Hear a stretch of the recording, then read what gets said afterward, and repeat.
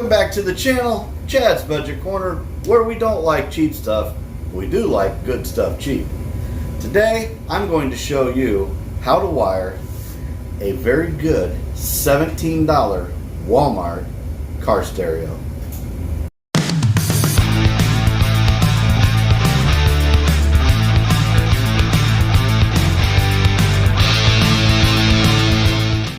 Okay, so I've got the stereo out of the box and we've got all of our supplies ready. Here is the wiring harness that comes with the stereo. Okay, so that's going to plug in to the back right here. Okay, it's got a little notch on the top, and it will just plug in and snap, and that way you know that you've got a good connection. But we're going to do this last. Okay, also with this stereo, here is your antenna input. Before you leave with all of your parts, make sure that there is not a antenna adapter that is needed. Most cars don't, but some of them do need a antenna adapter. Otherwise you won't be able to get any radio stations.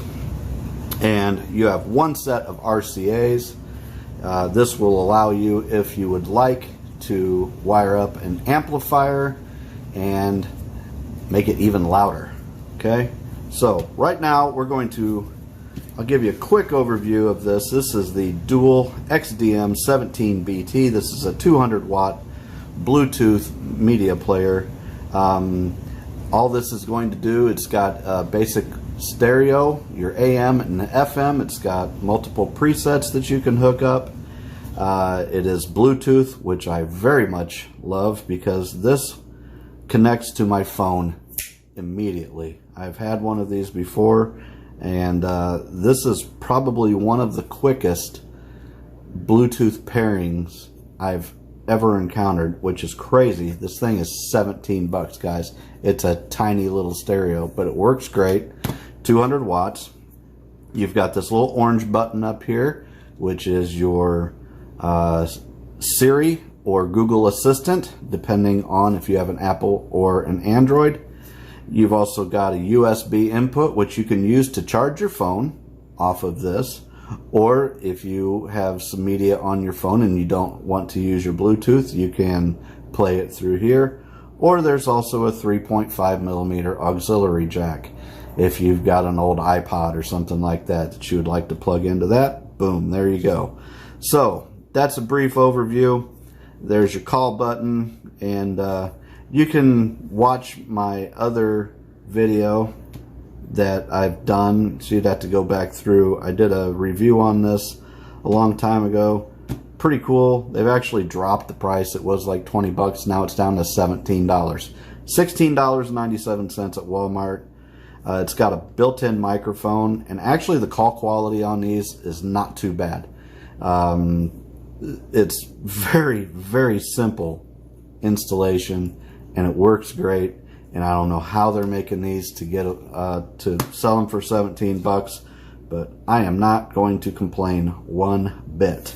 Okay, this also has a mounting bracket, which you will use to secure. You're going to secure the mounting bracket in the vehicle. So this is the kit that I'm going to be using, and so what I'm going to do is simply put this in here. Simply put this in here. Bracket. Simply put this in here, and then you're going to bend these little tabs, and they have them top and bottom and on the sides.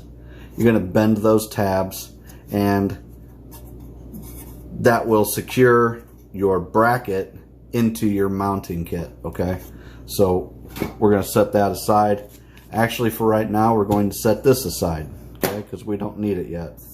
So what we need are the butt connectors or crimp connectors, whatever you want to call them, and you need your two wiring harnesses. This is a vehicle specific wiring harness for my Toyota Tundra, and what this does is allows you to take your stock stereo out and not have to cut any wires or anything else.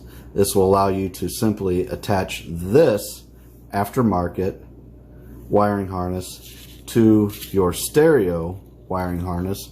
Whatever car stereo you decide to get, it's going to basically be the same thing. And really, you're just going to connect color to color. It's so super simple. You've got, I'll go through real quick what each one does, what each color does, but it's very simple. You just connect color to color. So you're going to connect black to black, red to red, yellow to yellow, and so forth. But if you want to understand a little bit more, the black is your ground, okay? So anytime we have something 12 volt, we need a positive and a negative. This yellow wire right here is a hot, so it's a positive, and this needs to be on a constant power source. So even when your car is turned off, your constant power will always be there. Okay, this allows things like your presets and your clock and whatnot to be saved internally. Okay, this red, which is what we always think of, you know, red and black, so hot and negative. This is your switched power. Okay, so basically when you turn your key on, this then gets some signal, some current through it, and that is what actually lets your stereo light up and work. So just so you know. Okay, then you're going to have a blue wire, which you generally will not need unless you're hooking up an amplifier. This is now called the remote wire. Used to be for power antennas back in the day. That would send a signal to your power antenna to go up or down, whether or not your car stereo is on or off. Okay, generally this will now be used as a remote for an amplifier. If you're going to use an amplifier, this sends a signal to your amplifier to tell it to go ahead and power up or power off, depending on if your car is turned on or off, your stereo is turned on or off. So for this application, I don't have an amplifier, don't need one. 200 watts is fine in a pickup truck for me. Sounds good enough without it. So maybe someday, but now, right now, no, I'm not going to do it. So what I'm going to do is I'm actually going to cut that wire. Okay, so it's not even going to be in the equation. And then you're going to have 4 sets of speaker wires. Okay, you're going to have a purple set, you're going to have a gray set, you have a white set, and a green set. Okay, and each one of these, I'll show you on the whites, it's because it's easiest to see. Okay, one wire will be a solid color. Okay, so this is a solid color white, and this white has a black line running through it. Okay, so this is the positive, this is the negative. So if you're looking at your speakers, on your speakers, you'll see a plus side and a minus side. This black line signifies that it's a negative or the minus side of your speakers. It's always very important to make sure that you have these wired correctly. Otherwise, your bass may not sound as good. You may add some stress to your stereo because that's the way these are wired up. If you have it, the way speakers work, when signal is coming to them, and that's all it is, a signal, it's an electrical signal going to it, your bass, I can't remember what it does, but it either pushes down on the cone or pops up, one of the two, but it'll be opposite, so your bass won't sound very good. Everything will just sound all jacked up. So what we're going to do is we're going to basically marry these two wiring harnesses together. So just so you'll see what I'm talking about, this is the amplifier that I took out of my Toyota Tundra pickup truck. Okay, so basically I just took out the two connectors that plugged right into here. This then sent a signal up to the head unit like with this, and that is how the stereo works in my particular truck. Generally you will have these on the back of your head unit, which is your current stock stereo. Okay, and you will see that we've got two plugs, okay, and they match up exactly to the plugs that are in my amplifier. Okay, so the plugs that we took out of here are basically going to plug right into there. Okay, and that's going to give us all the inputs and power that we need to power our new $17 car stereo from Walmart. So I am going to show you a couple of crimps, how I do it, and you can do it however you like, but this has worked for me. So what I do is I do really like a nice wire stripper. It's so convenient, and I'll show you how they work really quick. This is one of the speaker wires. So all we do is we just stick the wire in there, pull back. It adjusts automatically to a lot of different sizes of wire and makes a nice clean cut with exactly how much wire we're going to need. Super quick, super simple, and that's how we do that.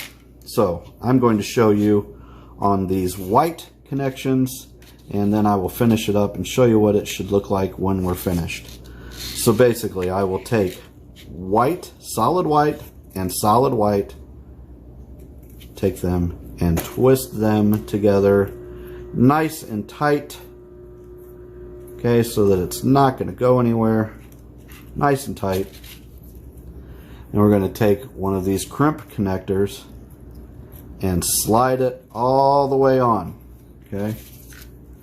Then we're going to take our crimpers, our wire crimpers, and we are going to go to the correct size for the gauge of wire and crimp it nice and tight. Okay, nice and tight. That will keep a nice solid connection, and that's all there is to it. You're going to do this with each and every wire in here.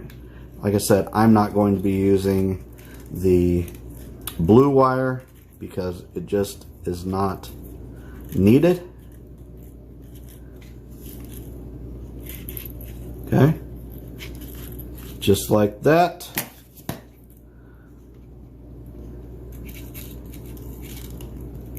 Nice and tight crimp. Try to crimp it a couple times. That way we don't have any weak spots. And there you go. So I'm not going to bore you with the rest of this. I'm going to go ahead and make all my connections, and then we'll see how it looks in the vehicle. I'll show you how to hook it up in the vehicle. Okay, so I've got my mount mounted in. Okay, I've got the 4 bolts. So this is my mount for my new stereo, and as you can see, I've got my antenna pulled through here and my 2 plugs that went to my stock stereo. Okay, so what I'm going to do, and this is going to be difficult one-handed, but I'm going to go ahead and hook these both up, and I'll be right back. Okay, so you can see now that I've got both of these plugs attached to the new wiring harness, which is attached to our wiring harness for our stereo. So now I'm going to go ahead and make the proper connections and slide the stereo in, and make sure that you don't forget to hook up your antenna. Alright, well, I've got the stereo into place, and now we're going to go ahead and turn the key on and see if we can get this thing to fire up.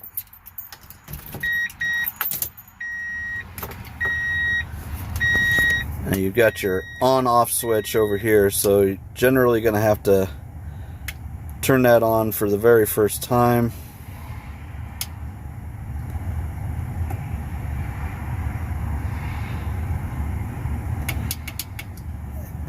Boom, took a second, but now we got her.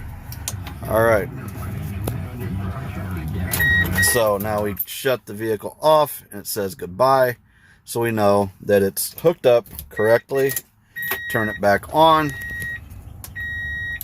And there we go. Turn that down because it's just a bunch of fuzz. But there you have it, guys. Now you got your stereo all wired up, ready to rock and roll. And use your included instructions to hook up your Bluetooth and to set your channels and all that kind of good stuff. And I'm going to go ahead and slide my dash cover back on there, and we'll get that all set and ready to go. And bam, there you go. There you have it. Looks pretty good. Got a little spot for a little cubby hole there if you want that, and pretty happy. So I'm actually going to be putting a switch panel in, hopefully right here, if I can make it work, if I can make it fit. If not, I've done all this for nothing. But I've got a bunch of LED lights on the truck, and as I promised in the last video, there is my LED bar that I built.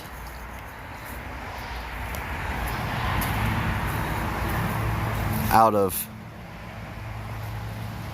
some exhaust pipe, and the last video I did painted it with some Rust-Oleum truck bed liner, and I think it came out great.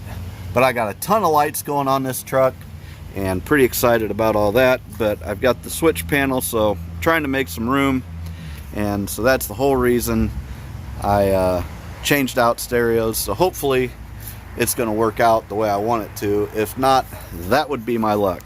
So anyways, guys, thanks for watching. If you have any questions, I'm usually pretty responsive, so comment any questions you may have, and I'll try to get back to you as quickly as I can. I'm not a professional, obviously, but I have installed, probably a good 100 stereos in my time, so there you have it. The $17 Bluetooth car stereo from Walmart, wired up, installed, ready to rock and roll. Thanks for watching. Please subscribe, leave me a comment, give me a thumbs up or a thumbs down if you think I'm full of crap and don't know what I'm talking about. Either way, it all helps. So thanks a lot. Have a good day.